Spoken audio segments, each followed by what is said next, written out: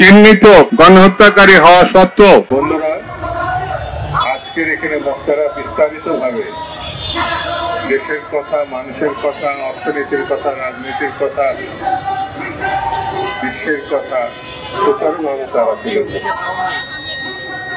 আমি মনে করি বাংলাদেশের কত সরকার, যে সরকার জোর করে 15টি বছর তথাকথিত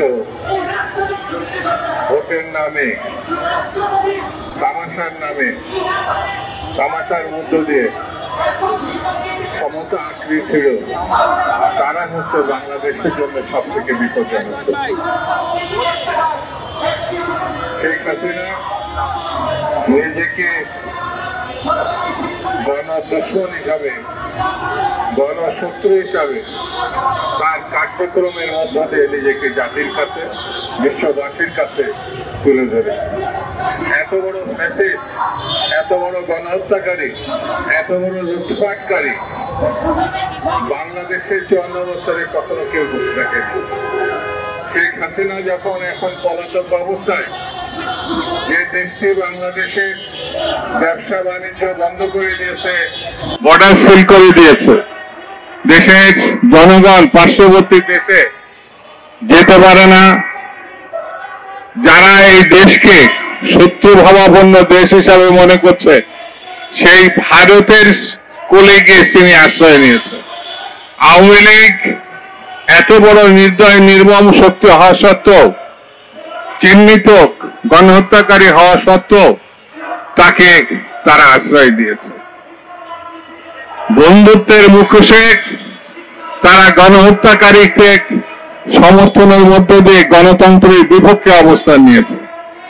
বাংলাদেশের স্বাধীনতা এবং সার্বভৌমত্ব যদি রক্ষা করতে হয়, তাহলে এই গণহত্যাকারীদের, লুটেরা এবং তাদের বন্ধুদেরকে আমাদের রুখতে হবে, ঠেকাতে হবে, সজাগ থাকতে হবে।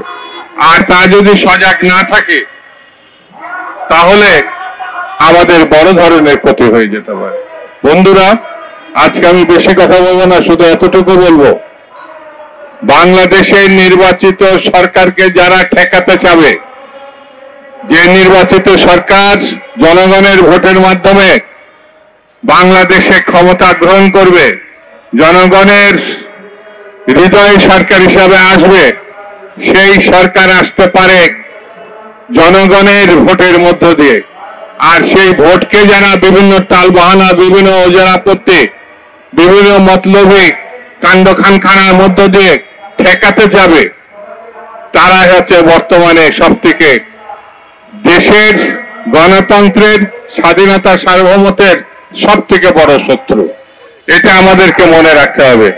বাংলাদেশ থাকলে আমরা সবাই থাকব, বাংলাদেশ থাকলে একসময় সব সমস্যার সমাধান হবে, বাংলাদেশ থাকলে 71-এর মুক্তিযুদ্ধ থাকবে, বাংলাদেশ থাকলে বিশ্বের সামনে একটি গণতন্ত্র, স্বাধীনতার যুদ্ধে লক্ষ লক্ষ মানুষের দেশ রক্ত দেওয়ার স্মৃতি, সেগুলো থাকবে।